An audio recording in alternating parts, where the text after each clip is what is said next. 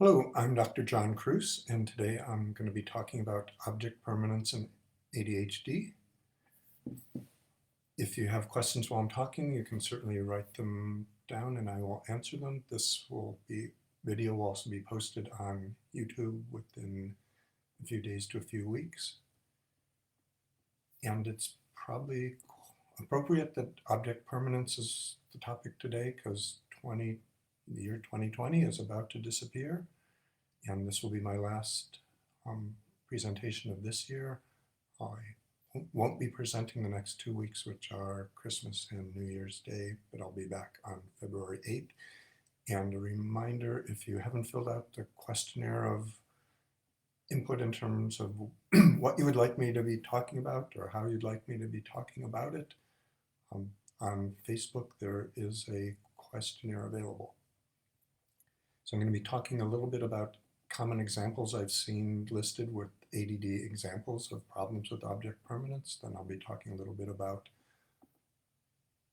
the concept of object permanence, and then I'll be saying a little bit of why I think probably just the phrase out of sight, out of mind is a better description for what's being talked about. So examples I've heard or read when I've been looking about it. So it's a fairly common thought or idea being circulated that people with ADHD have problems with object permanence. And object permanence, our discussion is failing to understand or believe that an object is continuing to exist when it's no longer in direct perception by your senses, when you're no longer hearing, seeing, smelling, or tasting it. So common examples, a patient was recently telling me that her husband was pushing her to clean the garage, and she actually likes to keep it messy because when everything's out, everything's all over the place, everything is findable, it's searchable. And when her husband, who's good and organized and tucks everything away in jars and drawers and cabinets, then she can't find anything. It's not that it's in a different place than she left it, which may be part of it, it's that she can't see it. So when it's out of sight, it's out of mind. Or I had a mother who was talking, she mentioned an anecdote with her son who was trying to do his math homework. And she said, where's your math book? I don't know, no idea. Well, how are you going to do your math problems without it?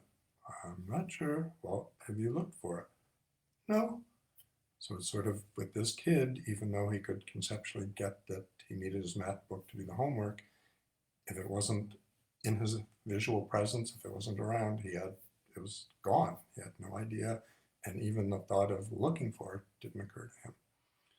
Or another person was complaining about her boyfriend who takes his clothes off, sweatshirt, other stuff, just leaves them on the floor, steps around it for the next 2, 3, 4 days, as if there's no awareness that there's a pile of clothes on the floor that should be in the hamper or in the washing machine.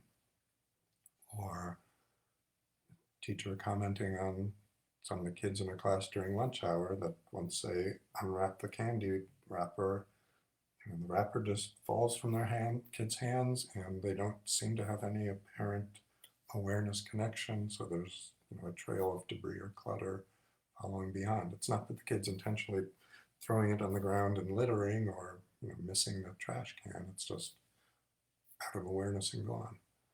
Or another patient was describing doing the laundry and carrying up from the laundry room the hamper of clothes, putting it on the bed, starting to sort it, and then got a text from a friend, got distracted, and 5 hours went by where there was not a single thought of getting back to folding the clothes until he went to bed and couldn't get into bed because there were clothes on it.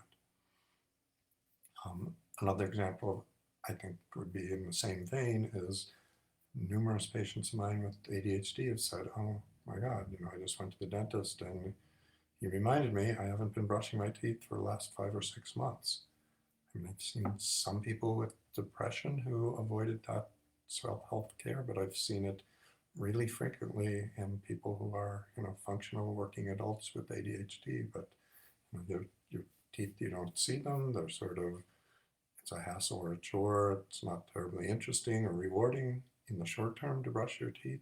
but again, partly because you're never seeing them, you never look at them, you don't know if they're green and filmy or something else. They're out of sight, out of mind. And other anecdotes that I've seen in the popular press have talked about emotional object permanence, where if you don't hear from your friends for a few days or weeks, the sense that if you don't hear from them, they must have stopped caring about you is given a particular example. And another starker one, but increasingly common in this COVID era, is people describing if you're feeling numb at a funeral, that means that the death doesn't really register because the person is no longer there. It doesn't seem as real to you. I think some of these things that have been trotted out as signs of emotional object permanence fit much more closely with some of our personality disorders, narcissistic or ADD, than with narcissistic personality disorder or borderline personality disorder, rather than with ADHD per se, but I've seen all these talked about. So getting back to Jean-Pierre Piaget, not quite 100 years ago, studied infants and how they develop their concept of how the world works and how brains work. And again, so he defined object permanence as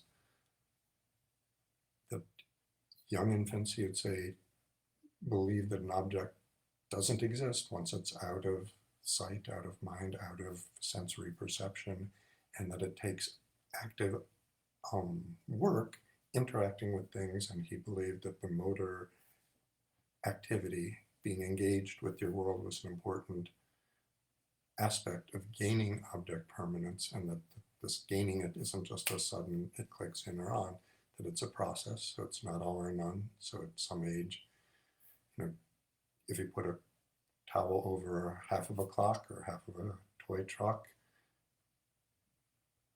the child will still act as if, infant will still act as if they understand that the whole truck is behind that. Whereas at that same age, if you completely cover it with a towel, they won't act as if the object is there at all. So again, this is something that comes on gradually rather than all at once. For most kids, it seems to develop around the age of 8 to 12 months, but there's some other ways of testing supposedly object permanence, which suggests there's at least some features of it that may be in place months earlier. And Piaget himself sort of believed that this was pretty purely a neurological, biological unfolding of innate processes in the human brain, and that culture had very little to do with it. More recent cross-cultural studies suggest there are differences in terms of how different cultures treat and understand and work with objects in their environment, and that there are cultural components to developing this and the rate at which it's developed. Now, part of the problem with our whole idea of object permanence and how it unfolds or develops is that we're testing nonverbal kids or kids who are just learning to talk. I mean, at the very 8 to 12 months, not too many kids are saying much that's going to be that informative. So most of the inferences are drawn from attention, whereas the little infant baby attending to, so the assumption is if they're watching a shiny red ball and they like that, and then you put a towel over it, and the youngest kids sort of instantly just lose interest. It's as if it's gone. The assumption is that their concept of it is that it's gone. At a slightly older age, when you put the towel over it, they develop sort of some frustration or agitation, which again suggests that they think some amount that something is still existing or something could still be existing.